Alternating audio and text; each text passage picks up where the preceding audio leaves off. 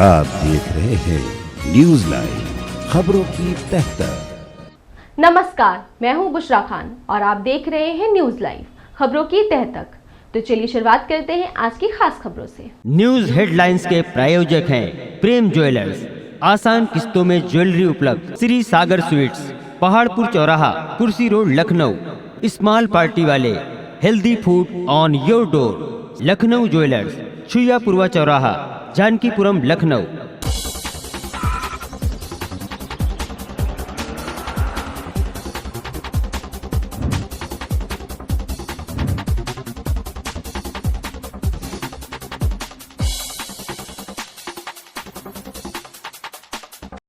राज्य ललित कला अकादमी का 60वां स्थापना दिवस समारोह 8 फरवरी से 10 फरवरी तक होगा। इस अवसर पर 3 दिवसीय कला रंग महोत्सव कैसरबाग स्थित अकादमी परिसर में होगा। महोत्सव में वार्षिक कला प्रदर्शनी एवं अन्य प्रदर्शनियां आयोजित की जाएंगी। अकादमी अध्यक्ष सीताराम कश्यप ने बताया कि विभिन्न प्रदर्शनियों में आए उत्कृष्ट चित्रों को प्रदर्शित किया जाएगा। इसके साथ ही वर्ष भर में आयोजित विभिन्न कला प्रतियोगिताओं के विजेताओं को पुरस्कृत भी किया जाएगा। अकादमी उपाध्यक्ष गिरीश चंद्र मिश्र ने बताया कि कला रंग महोत्सव के तहत 3 दिनों में हर रोज लोक संस्कृति पर आधारित कार्यक्रम होंगे। कला रंग महोत्सव के संदर्भ में शुक्रवार को कैसरबाग स्थित राज्य ललित कला अकादमी भवन में प्रेस वार्ता हुई। वार्ता में अकादमी अध्यक्ष सीताराम कश्यप, उपाध्यक्ष गिरीश चंद्र मिश्रा व सचिव डॉक्टर यशवंत सिंह राठौर ने विविध आयोजनों के बारे में जानकारियां दी। तो चौरी चौरा शताब्दी समारोह के अवसर पर कल से हमने एक मूर्ति शिल्प शिविर शुरू किया है स्वतंत्रता के वीरों को समर्पित। आज एक पेंटिंग म्यूरल शिविर शुरू किया है जिसमें 5 आर्टिस्ट जुड़े हैं। कल 10 जुड़े थे। ये 15 आर्टिस्ट अभी निरंतर आपके साथ 8 तारीख तक ये बनाएंगे और एक 8 तारीख को और हम स्वतंत्रता के वीरों पर एक कैनवास पर शिविर यहीं करेंगे पेंटिंग का। उसमें भी 10 कलाकार जुड़ेंगे। ये तो हमारे हुए चौरी चौरा से संबंधित जो शुरुआत के आयोजन है उसके उपलक्ष्य में हम लोग ये कर रहे हैं। इसके अतिरिक्त जो 60वां स्थापना दिवस हमारा जब 8 तारीख से शुरू होगा तो 3 दिवसीय प्रोग्राम है पूरी, जिसको हमने 3 डेटों में बांट रखा है। इसमें लगभग सारे पुरस्कार आ जाएंगे। कुछ पुरस्कार चूँकि जगह और माहौल को देखते हुए वो इस फरवरी के अंत में और मार्च के फर्स्ट वीक में जो फोटोग्राफी वगैरह की प्रतियोगिताएँ हुई थी कोविड को काल के दौरान मैक्सिमम इसमें आ गए हैं। जैसे बदलता पर्यावरण, कोविड-19 पे पेंटिंग प्रतियोगिता कराई थी हमने पूरे प्रदेश में 6 रीजन बांट के, वो सब इसमें सब सम्मिलित है। सिर्फ फोटोग्राफी को अभी छोड़ दिया गया है। जजिंग हो चुकी है क्योंकि उनकी प्रदर्शनी के लिए अभी जगह और वो हमें निर्धारित करनी है, तो वो हमारे इस फरवरी के अंत में और मार्च में हो जाएगा। सर, राज्य ललित कला अकादमी का 60वां स्थापना दिवस है, तो उसमें विभिन्न प्रकार के कार्यक्रम हो रहे हैं। कुछ उसकी विस्तार पूर्वक जानकारी दीजिए। विस्तार पूर्वक ये है कि जैसा कि नाम रखा गया है कि स्थापना दिवस, इस दृष्टि से एक सन 1962 में एकेडमी की स्थापना हुई और तभी से लगातार ये एकेडमी चल रही कलाकारों के संरक्षण संवर्धन के लिए ललित कला एकेडमी है।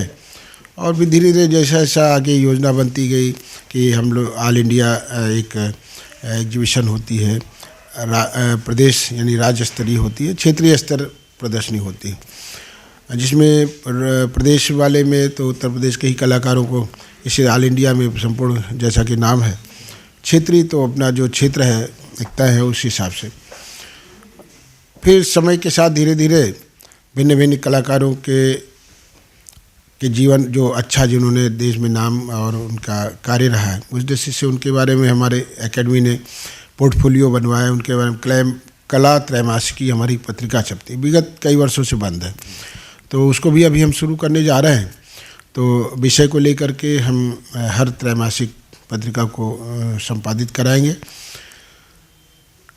और भी जो चूँकि इधर हमारी सरकार काफ़ी सक्रिय है इस सब मामले में, तो पहले क्या होता था जो एकेडमी के निश्चित कार्यक्रम वही होते थे, मगर इधर हमारी माननीय योगी जी की सरकार में खास तौर से आध्यात्मिक, सांस्कृतिक इस सब कार्यक्रमों में विशेष रूप से, और ये जो देश के लिए जो जिन क्रांति वीरों में जीवन दिया है, देश को आज़ादी में अपना सर्वस्व निछावर किया, ऐसे विषय को लेकर के माननीय मोदी जी, योगी जी पूरी तरह से बहुत ही एक्टिव हैं। तो आप देख रहे हैं कि जैसे अभी हमने अपने मेरा कार्यकाल तो अभी अक्टूबर में शुरू हुआ, लास्ट वीक में। उसके पहले भी जो विभिन्न विषय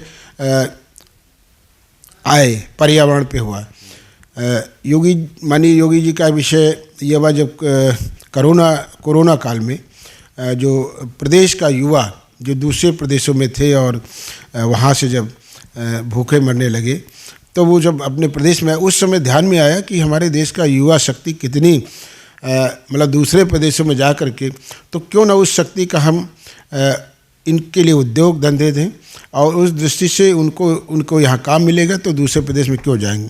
तो उसको भी लेकर ललित कला ने अपना कला का पथ लिया कि संन्यास से औद्योगिकरण की ओर, ऐसा करके हम लोगों ने एक कार्यशाला कह लीजिए, उसमें आर्टिस्टों ने अपना कार्य किया और बहुत अच्छा काम निकल करके आया। लॉकडाउन के दौरान जी भी देखा था जी तमाम चौराहों पर जी कलाकारों हाँ ने और हाँ जी तमाम अच्छा कई एक संस्कार भारती संगठन है, कला के सभी आयामों को लेकर काम करती है, संगीत नाटक और ये सब। तो हमारे एकेडमी ने उनके सहयोग से मिल करके उनको जो भी सहयोग रहा उनको किया कराया। विद्यार्थी परिषद के लोग भी आए, उनके कोलैबोरेशन में हम लोगों ने ये पर्यावरण जब विषय तो उन्हीं के कोलैबोरेशन में हुआ और वो प्रदर्शनी अभी हमारी उसका जैसा अपनी सुविधाजनक होगा करेंगे। पुरस्कार वितरण इन्हीं 3 जो हमारी आज स्थापना दिवस के 3 दिन हैं 8, 9, 10 इन्हीं में हम लोगों ने करीब बांट रखा जैसा अभी बताया गया। तो उन कलाकारों को भी उन प्रतिभागियों को भी हम लोग पुरस्कृत करेंगे और बुला भी रहे हैं। तो ऐसा राज्य ललित कला अकेडमी कलाओं के लिए मूर्तिकला, चित्रकला, फोटोग्राफी ऐसे विधाओं पे काम करने वाले कलाकारों को प्रोत्साहित करने के लिए बनाई गई है और ये 8 फरवरी 1962 को इसकी स्थापना हुई थी।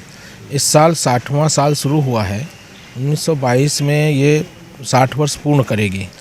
इसलिए इस वर्ष इसका स्थापना दिवस 3 दिवसीय मनाया जा रहा है, जिसमें विभिन्न प्रकार की जो हमारे वर्ष भर प्रतियोगिताएं होती हैं उनके पुरस्कारों का वितरण होगा, सांस्कृतिक कार्यक्रम होगा और जो हमारे पास 2 विधाएं हैं विशेष रूप से मूर्तिकला, चित्रकला, इनके 5-5 दिन के 2 कैंप होंगे।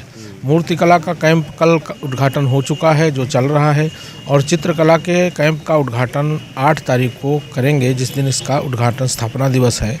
साथ में जो हमारे इस परिसर की दीवार है उसको भी हम इस साल, चूँकि चौरी चौरा का शताब्दी वर्ष है, इसलिए इस पूरे आयोजन को पूरे चौरी चौरा शताब्दी वर्ष को समर्पित किया है और स्वतंत्र वीर अर्चन इस विषय पे ही सारे कार्यक्रम आयोजित कर रहे हैं।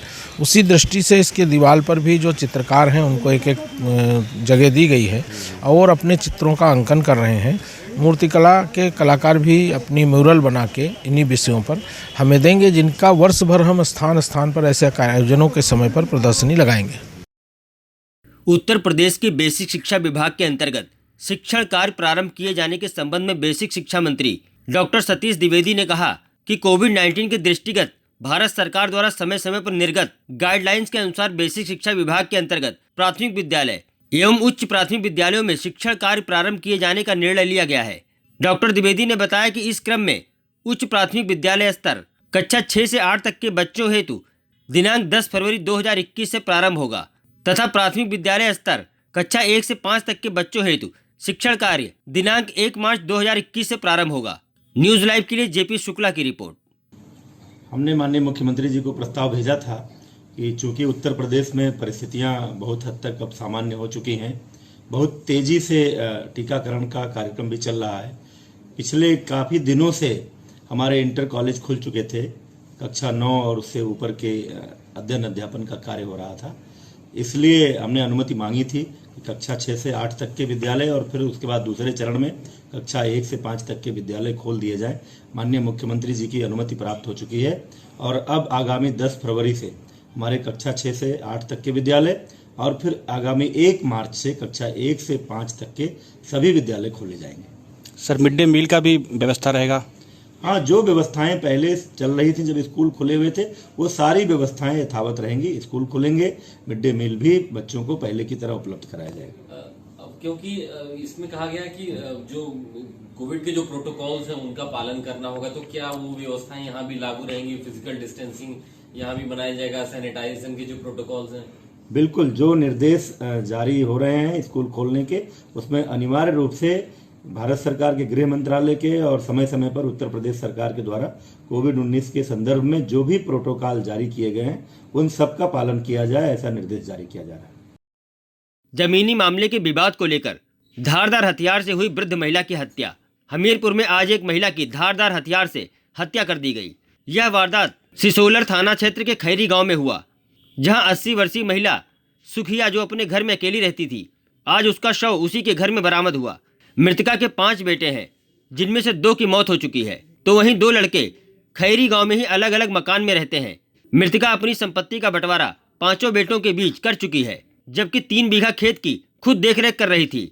माना यह जा रहा है कि इस संपत्ति के लिए यह वारदात की जा सकती है। मामले की सच्चाई क्या है, उसकी जांच में पुलिस जुटी है। न्यूज लाइव संवाददाता अमित शुक्ला की रिपोर्ट। यही क्या है पूरा मामला? ये घटना जो है खैरी गांव की है और ये जो गांव है थाना सिसोलर में आता है। यहाँ पे एक सुखिया नाम की 80 वर्ष की जो है बूढ़ी महिला रहती थी। इनकी किसी व्यक्ति ने, अज्ञात व्यक्ति ने जो है धारदार हथियार से हमला करके इनकी हत्या कर दी है। मौके पर संबंधित थाने के पुलिस क्षेत्राधिकारी और मेरे द्वारा मुआयना किया गया है। फील्ड यूनिट भी और डॉग स्क्वाड भी आ रहा है। साक्ष्य का संकलन किया जा रहा है, तहरीर ली जा रही है, अभियोग पंजीकृत किया जा रहा है और इसमें शीघ्र घटना का खुलासा किया जाएगा और जिसने ये हत्या की है उसके विरुद्ध कार्रवाई की जाएगी।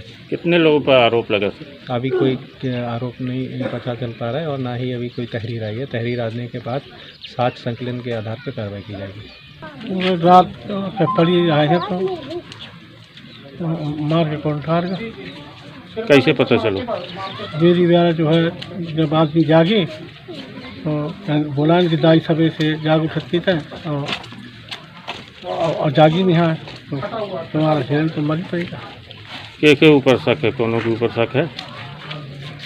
शक कुछ नहीं है। कहे से मारो है? गुम्मा से मारो।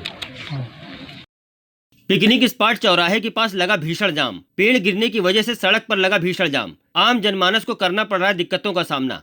महज चंद कदमों की दूरी पर है खुर्रम नगर चौकी और इंदिरा नगर थाना, लेकिन मौके पर नहीं है पुलिस प्रशासन। लापरवाही पड़ सकती है भारी। जंगल के रास्ते से जाने को मजबूर है लोग। अब वक्त हो चुका है एक ब्रेक का, तो मिलते हैं एक छोटे से ब्रेक के बाद। आप देखते रहिए न्यूज लाइव, खबरों की तह तक। अगर आपने हमारे चैनल को अभी भी सब्सक्राइब नहीं किया है तो लाइक, शेयर और सब्सक्राइब करना ना भूलें। रीसेंट अपडेट्स के लिए बेल आइकन को क्लिक करें। नमस्कार, मैं हूं अनूप सोनी। अगर आपके अंदर छुपा है एक बेहतरीन एक्टर, अगर आपके अंदर है एक्टिंग का शानदार हुनर, तो यूनिवर्सल स्टारडम एक्टिंग एकेडमी आपके लिए लेकर आए हैं एक एक्टिंग टैलेंट हंट, जिसमें वो आपको मौका देंगे उनके साथ काम करने का, और वो भी मुंबई में। तो जल्दी से अपने ऑडिशन रजिस्टर करें इस पते पर। इस कार्यक्रम के प्रायोजक हैं के कॉमर्स क्लासेस, लखनऊ ज्वेलर्स, विकल्प property, Vasudev enterprises, Shri Balaji homeopathic clinic. आप देख रहे हैं न्यूज लाइव, खबरों की तह तक।